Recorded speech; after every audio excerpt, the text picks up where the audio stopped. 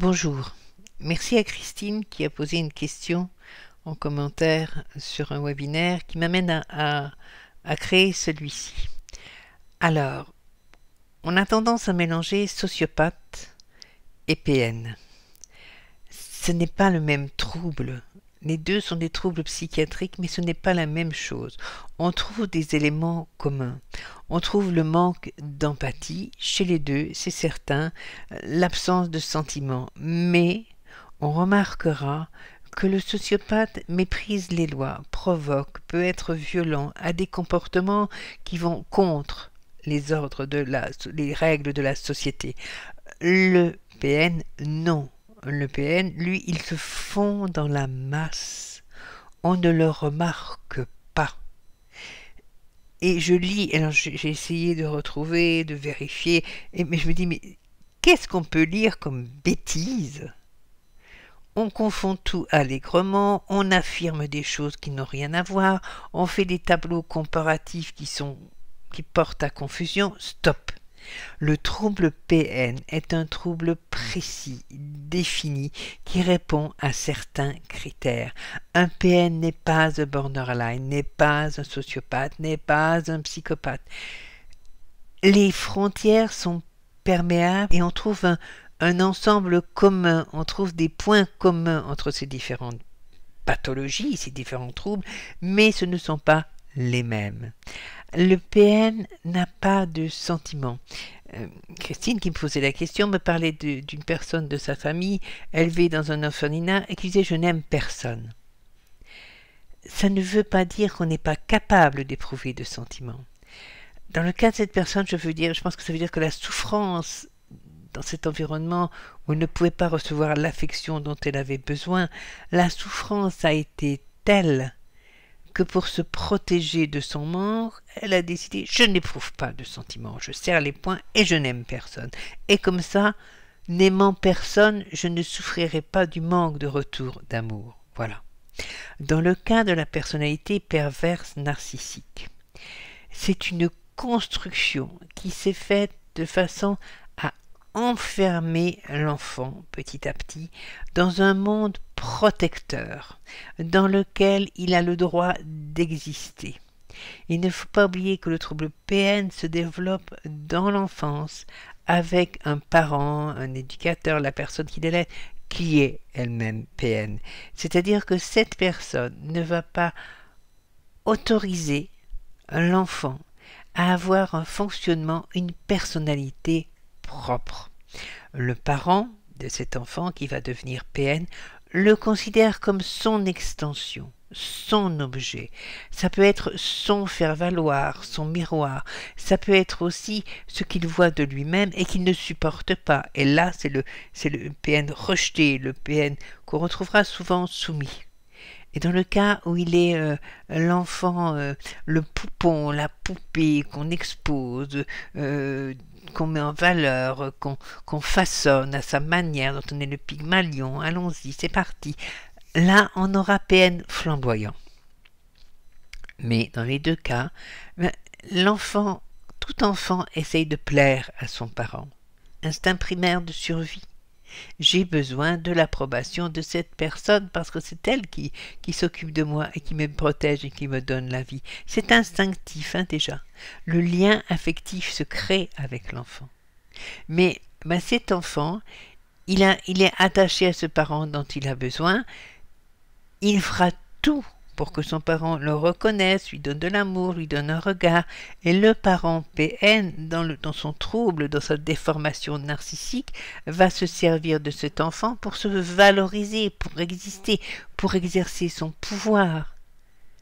Je le fais rire, je le fais souffrir, c'est pareil, j'ai un pouvoir sur cet enfant, j'existe, et comme si je jouais avec une poupée, avec un peigneur, je veux qu'il fasse exactement ce que je souhaite. Je lui donne un rôle et il faut qu'il le tienne. Et l'enfant comprend très bien qu'il doit tenir ce rôle. Et il n'a qu'une peur, c'est mal le tenir. Il n'y a pas que les coups pour faire peur à un enfant. Il y a aussi un peu de froideur, un peu de reproche, un peu d'éloignement. Voilà. Là, oui, non, c'est un peu dommage. Tu vois, papa, maman, non, pas très content de toi, quoi. Oui, non, je vais peut-être pas être là pour toi. Mais c'est terrible pour un enfant. Et l'enfant fait n'importe quoi pour que ce soit pas comme ça. Mais dans le piège PN, il n'y a jamais une approbation de ce qu'est l'enfant. Il ne peut pas exprimer, comme tout enfant, sa personnalité, parce que ça ne va jamais. C'est une torture qu'on impose à un enfant. Une torture mentale à petite dose, et vers 6-7 ans, l'enfant comprend très bien le mécanisme, il sait très bien comment répondre à ce qu'il faut pour ce parent, et il rentre dans une carapace, parce que c'est l'âge de l'imaginaire, dans laquelle il ne souffre pas, il ne risque rien. Il est lui aussi tout-puissant. Il va reproduire le comportement, puisque ce comportement est celui qui permet d'être invincible. Et il va, dans ce qui devient, on peut appeler une psychose, puisque c'est un trouble, un monde fermé, il va devenir le petit prince, le petit roi sur sa planète, intouchable, et le monde, il va le dessiner à sa manière. En fait, son parent l'empêche d'avoir une réelle interaction avec le monde. Donc il se crée un monde. Et le sentiment dans ce monde, n'existe pas. Si on ne peut pas avoir conscience de qui on est, on ne peut pas avoir conscience de ce que l'autre est. Et le sentiment, c'est quelque chose qui va de l'un à l'autre, aux autres, mais qui implique un minimum de 2 personnes. Il n'y a pas de sentiment qui s'exprime dans le vide. Or, l'enfant a été élevé dans le vide. Il vit, grandit dans le vide. Il n'a pas de conscience d'être, à part d'être ce qui convient à son parent, c'est-à-dire le clone, le robot, la marionnette de ce parent. Pas de sensation d'existence, pas de sensation de personnalité, donc pas de sentiment. Le vide intersidéral du PN, c'est toujours ça, cette sensation de ne pas avoir de personnalité, de n'être validé dans ce qu'on est que par l'autre. C'est l'autre qui vous dit qui vous êtes. C'est l'autre qui vous renvoie ce que vous êtes. Et quand on est face aux autres, on s'adapte aux autres, on est ce parfait caméléon qui se fond dans la masse, dans le groupe, et qui s'adapte si bien comme ça. L'autre vous donne une existence et une place. Et attention, danger, si l'autre cesse de vous donner cette existence ou cette place, ou se rend compte que vous êtes un caméléon et que vous n'êtes pas vraiment part des autres. Le caméléon, si on commence à voir que sa tâche disparaît, il se sauve, il fuit. C'est ça le trouble PN. Alors, comment voir que quelqu'un est PN? Il y a ces signes qui sont remarquables, et c'est ce regard. Ce regard qui est inexpressif. Il est froid et il est vide, il n'exprime rien. Si vous avez quelqu'un qui est en photo, qui est PN, le regard sur la photo n'exprime aucun sentiment. Il est terriblement vide. Les mimiques du visage peuvent sourire, mais si vous isolez les yeux, ils sont vides. Et sinon, il est fixé sur la caméra, sur ce qui le photographie, comme s'il voulait absorber l'objectif en face, parce qu'en fait il essaye d'exprimer, de voir ce que cet objectif veut voir. Il faut qu'il corresponde à ce que l'objectif en face veut voir, à celui qui va le voir veut voir. Voilà, c'est l'attention concentrée, mais il n'y a rien derrière. Une personne qui est zen, qui réfléchit, vous n'avez pas ce regard qui part à droite, à gauche, qui part en arrière, en intériorité de quelqu'un qui réfléchit. Elle peut réfléchir avec des yeux complètement fixes. Il n'y a rien, c'est pas l'intérieur, c'est le cerveau pur qui pense. Bon, crac. Il y a des signes comme ça, qui sont des petits signes distinctifs de ce trouble. Mais ce sont des signes, bien sûr, il faut le diagnostic, entre guillemets, c'est bien de le faire avec quelqu'un qui connaît bien ce trouble.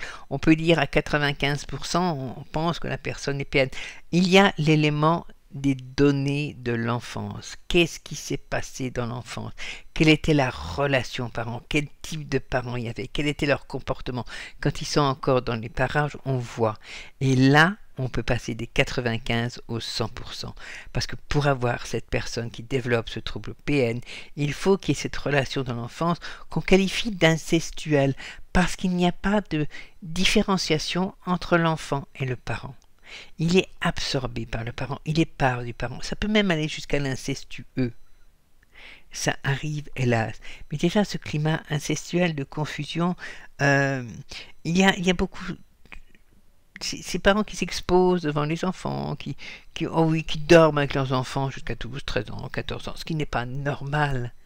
Mais non, mais c'est bien, mais c'est normal, mais il n'y a pas d'enfant, il n'y a pas de vie, il n'y a pas de différence, il n'y a pas d'être à part. C'est la même chose. C'est la même chose. Ils reproduisent. Voilà. Alors, c'est court et c'est long en même temps. Ce sont des précisions. Allez-y, les questions, les commentaires, on y reviendra. J'espère que pour d'autres, comme Christine se pose cette question, ça les aidera à préciser ça. Ce sont des petits points, mais ce sont des petits points, des détails extrêmement importants qui permettent de dire non, là on a quelqu'un qui est plutôt sociopathe, là on aura quelqu'un qui est borderline, là on aura quelqu'un qui a un problème de toute façon, ça c'est quelqu'un, ça va pas, c'est quelqu'un de toxique. Attention, là on a un trouble pervers narcissique et là on a un vrai danger aussi. Voilà, je vous dis à bientôt, plein de lumière, au revoir.